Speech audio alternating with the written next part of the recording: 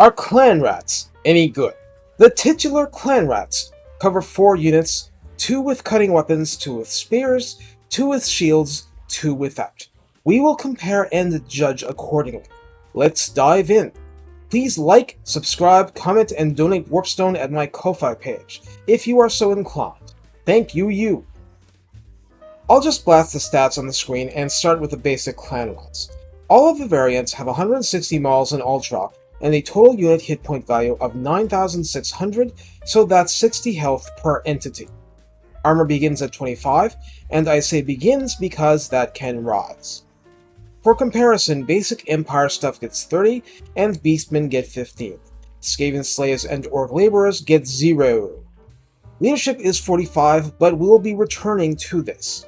Speed is 42, and we'll come back to that too, but it's higher than most of your weapon teams by a little bit. Now we will get into the crunchy parts that will vary unit to unit. For the quote-unquote Clanrats, melee attack is 24 with an attack interval of 4.3. There's no splash damage size, so the value for max targets is... I don't know why it's even here anymore. Melee defense is 18, and we'll come back to that too. Weapon strength is 26, divided between 20 base and 6 armor piercing. This is a value we see a lot in the weapon team's videos, so let's consider it the baseline for the Clanrat class. Charge bonus is 10, which is not impressive, but when stats are this low, every bit helps. Mass is 100, so around where a normal manling or elfling will be. Cost, incidentally, is 300 to recruit and 75 upkeep by default. We'll come back to this, but I want to say at the start, Queek Headtaker has a permanent minus 25% to Clanrat upkeep cost, as in all Clanrat variants in this video.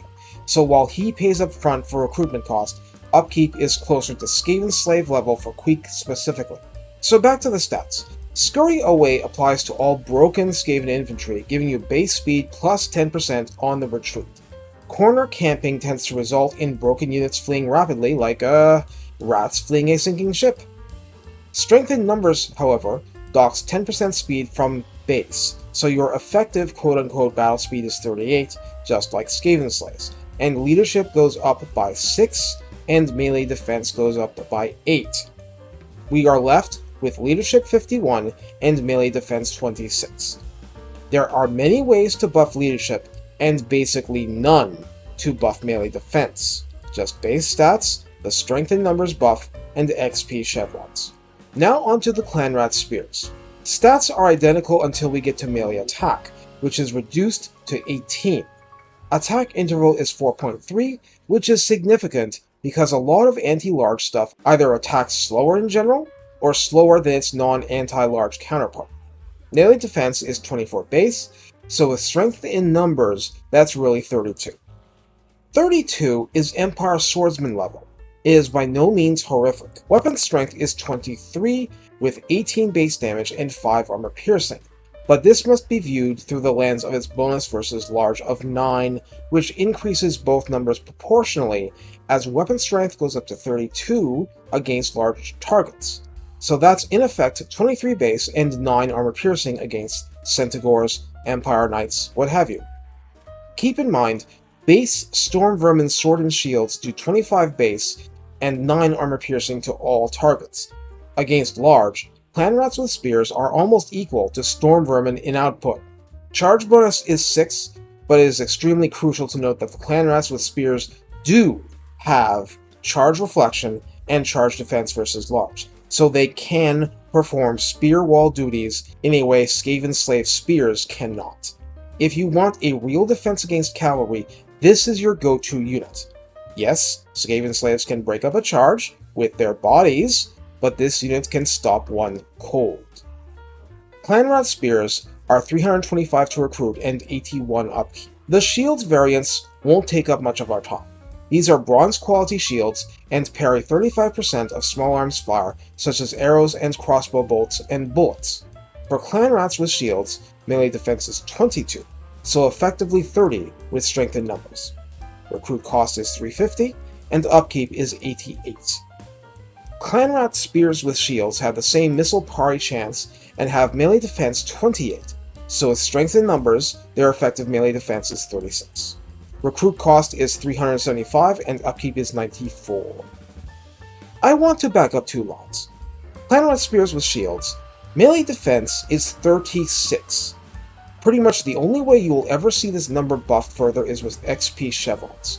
Point being, if you want a Clanrat unit that'll tar pit for you like less squishy Skaven slaves, the Clanrat Spears with shields, the most expensive of Clanrats, is your ideal option. It holds the line with decency. And come on, they're just Clanrats. There's only so much we can expect of them. Or is that really true? In the standard Lord Red line, Pack Leader offers a maximum of +5 leadership and +6 melee attack for Clanrat units with 3 pips. That means effectively 56 leadership for rank 0 Clanrats, with melee attack 30 for sword variants, 24 for spear variants, or 33 versus large for spear variants. Whip Smart gives rank 7 veterans, the hardcore of the lowly, +5 leadership, +5 melee attack, and 15% missile resistance, which is always good because they're going to get shot.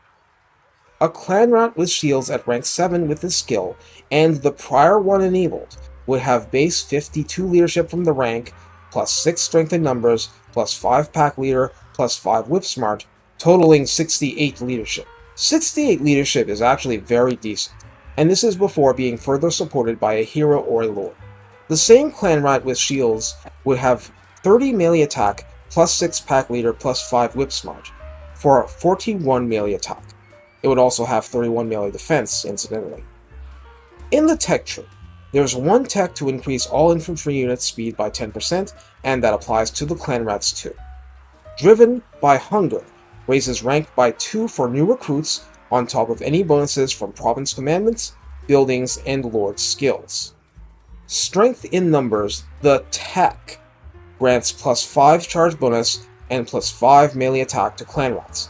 So our earlier Clanrat with shields at rank 7, with full lord skills, would have 15 charge bonus and 46 melee attack. Now I want to talk about this because there's another aspect to this, and that is, Clanrats, your recruitable version, suddenly becomes expendable, as in the trait. That means, if they see Skaven slaves routing, they'll get cold feet too. In turn, from this point onward, if Clanrats rout, non-Clanrats and non-Skaven slaves won't care. Other YouTubers have actually given advice to shy away from this tech in the early game for fear of making your front lines more fragile. I have 2 brief responses to this. First, if you're playing Queek, ignore it completely and get the tech. Between Queek himself and Chieftain Spam, you're going to have leadership covered enough. Second, if you're not playing Queek, mostly ignore it. Either you'll be using Vermintide summons anyway, or you'll find ways to bolster leadership just enough. But you can't ignore the tech if you want your Clanrats to perform. Without Pack Leader, this tech makes basic Clanrat Spears have 23 melee attack, 32 versus large, right out of the caves. With Pack Leader, that's 29 melee attack, 38 versus large, at rank 0. Rank 0. 38 versus large is enough to overwhelm the melee defense of quite a lot of cavalry in the game. And keep in mind, the spears have charge defense versus large anyway, so no one's getting through them from the front without doing it the hard way. Scavenging Runs grants a blanket plus 10 armor to all Clanrats, so 35 armor for everybody! Celebration! And another thing that makes them more legit on the front line. So it's been much more stat crunching than usual because there's just been so much to cover. This is why I went all over the recruit cost and upkeep information. For what you're paying, you're potentially getting a lot.